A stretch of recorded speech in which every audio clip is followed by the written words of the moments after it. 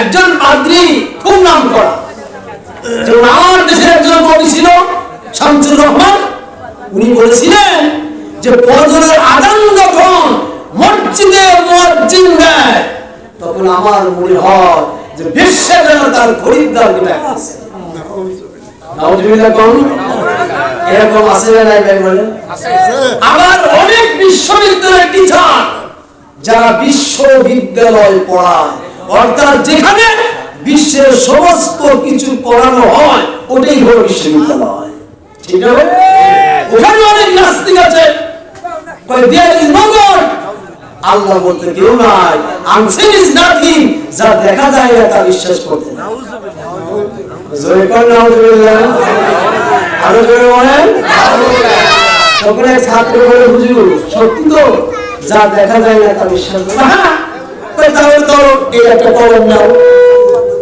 এক ছাত্র কলম নিয়েছে, কলমটা কেন দিলাম জানো? কয় না, আমি আসি মিলে যাই দিছি আমি, তুমি তোমার আল্লাহর কাছে কলম চাও তো দেয় নাকি? বুঝলেন কথা? তুমি তোমার আল্লাহর কাছে কলম চাও, দেখি দেয় নাকি? এর মানে হলো আল্লাহ নাই, তোমাকে কলম দিতে পারে না, আমি আসি মিলে কলম দিলাম। নাউজুবিল্লাহ। এবার ছাত্রকে হুজুর তাই, হুজুর বাতাস কি দেখা যায়? কয় না। আপনার মাথায় যে ব্রেন আছে, ব্রেন কি দেখা যায়? কয় না। যে ব্রেন দেখা যায় না ওই পাগল মার্কা শিক্ষকের কাছে আমরা পড়তে রাজি না। জোরে বলুন সুবহানাল্লাহ। তো ঠিক আছে ভাই। তো ওই রকম একটা পাদ্রী, জগৎ বিখ্যাত নাম, পৃথিবীর এমন কোন পুস্তক নাই সে অধ্যয়ন করে নাই, জ্ঞানী গুণী শিক্ষিত সশিক্ষায় তিনি শিক্ষিত, কিন্তু একটা দোষ, আল্লাহকে বিশ্বাস করে না। নাউজুবিল্লাহ। এই ব্যক্তি বলতেছে আমাকে যে আল্লাহ আছে এটা প্রমাণ করে দেখা দিতে পারবে, তাহলে আমি কালেমা পড়ে আমি মুসলমান হয়ে যাব। সুবহানাল্লাহ। ওই দেশের ভিতরে এমন কোন ব্যক্তি ছিল না যে ওর সাথে বাহাস করে পারে, সবাই সারেন্ডার যে না এই লোকের সাথে বাহাস করে পারা যাবে না। তখন একটা পিচ্চি ছেলে যে আমি ওর সাথে বাহাস করবো। সুবহানাল্লাহ।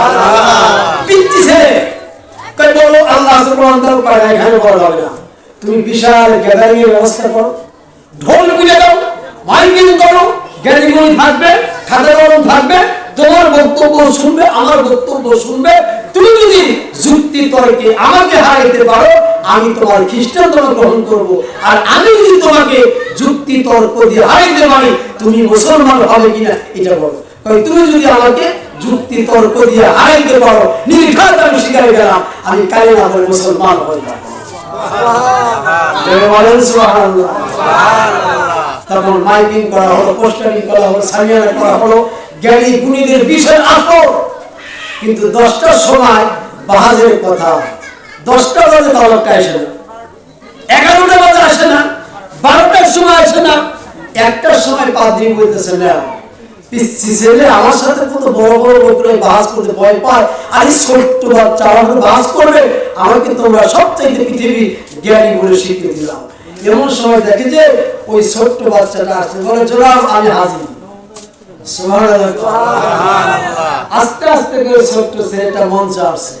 এখন পাদ্রী বলে বেটা বাজে কয়টা দেখতো, যে বাজে তো একটা, তোর আসার কথা আসলে কয়টা?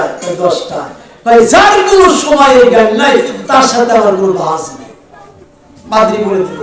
এখন ছোট্ট বাচ্চারা বলতেছে জনাব আমার ভুল হয়েছে, আমার আসার কথা 10টা কিন্তু এসেছি আমি একটা, কিন্তু আমি কি কারণে আমার দেরি হয়েছে এটা তো আপনি শুনবেন। সুবহানাল্লাহ।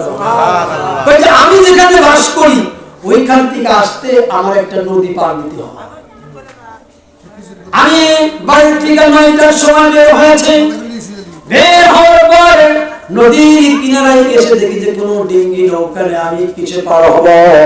আমি কিংকর্ত বিকল হয়ে পড়লাম, আমি নদীর কিনারে দাঁড়িয়ে রইলাম, কিসে পার হব? হঠাৎ করে দেখতে পেলাম যে আমার পায়ের নিচ থেকে একটা গাছ, আপনার গাছ তৈরি হয়ে গেল, বড় হয়ে গেল। বড় হওয়ার পর কোনো বাতাস নাই, জল নাই, গাছটা এমনি পড়ে গেল। সুবহানাল্লাহ। তারপর গাছটা কি করলো? কোথার থেকে যেন একটা কুঠার আসলো, মানুষ নাই, জল নাই, ওই কুঠার দিয়ে একটা গাছের ডালপালা গুলো ছাড়তে লাগলো। তারপর দেখতে পেলাম যে কোথায় থেকে যেন একটা করাত আসলো, মানুষের জন্য করাত দিয়ে কাজটা আস্তে আস্তে চেরাই হতে লাগলেন।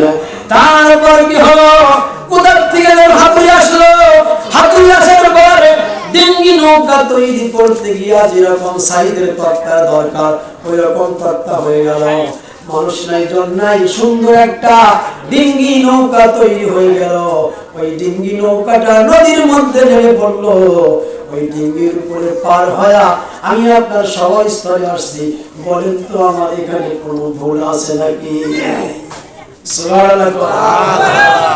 এখন পাদ্রী কইতেছে যে বাচ্চা রে, জীবনে অনেক গাঁজাখুরি গল্প শুনছি, তোমার মধ্যে এরকম গাঁজাখুরি গল্প কোনো জায়গায় শুনি নাই। কেউ কিছু বীজ বহন করলো না, এমনি গাছ বাতাস নেই, কিছু নাই, সাইকেল না, টর্নেডো নাই, গাছটা পড়ে গেল। মানুষের জন্য কোথা থেকে পুরো আসলো, সব ডাল বলে একটা ছাড়ি হলো। মানুষের জন্য কোথা থেকে একটা করাত আসলো, ডিঙ্গি নৌকা তৈরি করতে গিয়া যে সাইজের তক্তার দরকার ওই রকম হয়ে গেল। মিস্ত্রি নাই, এমনি নৌকা তৈরি হইলো। মানুষের জন্য এমনি নৌকা পানিতে নামলো। তারপর তুমি ওই নৌকায় চলেই পড়াচ্ছো। এর মতো গাড়া ফিরে গল্প জীবনে কোনোদিন শুনি নাই। এবার পাদ্রী বলতেছে অনেকক্ষণ পর, বাচ্চারে তুমি একটা কাল্পনিক কাহিনী শোনায়া আমার জ্ঞানের পরিধি তুমি বাড়িয়ে দিলে না বাচ্চা। মা আপনার যদি মানুষের বীজ রোপণ না করে যেমন গাছ হবে না, বাতাস ছাড়া গাছ কখনো করবে না। ডিঙ্গি নৌকা তৈরি করতে মিস্ত্রি লাগবে, এটাও যখন তোমার ছাত্রী লাগবে। তেমনি বাচ্চা, একদিন আমি ভুল বলেছিলাম, আকাশ তৈরি করতে নিশ্চয় একজন সৃষ্টিকর্তার দরকার। ডোঙ্গা তৈরি করতে যেমন একজন মিস্ত্রি দরকার, আকাশ তৈরি করতে একজন মিস্ত্রি দরকার। সেই মিস্ত্রি আর কেউ নয়, সেই মিস্ত্রি হলো আল্লাহ রব্বুল আলামিন। আমার ভাইরা, তাদের সঙ্গে সঙ্গে ওই ছোট্ট বাচ্চাটির হাতের ভিতরে হাত রেখে পড়ে নিল লা ইলাহা ইল্লাল্লাহ মুহাম্মাদুর রাসূলুল্লাহ।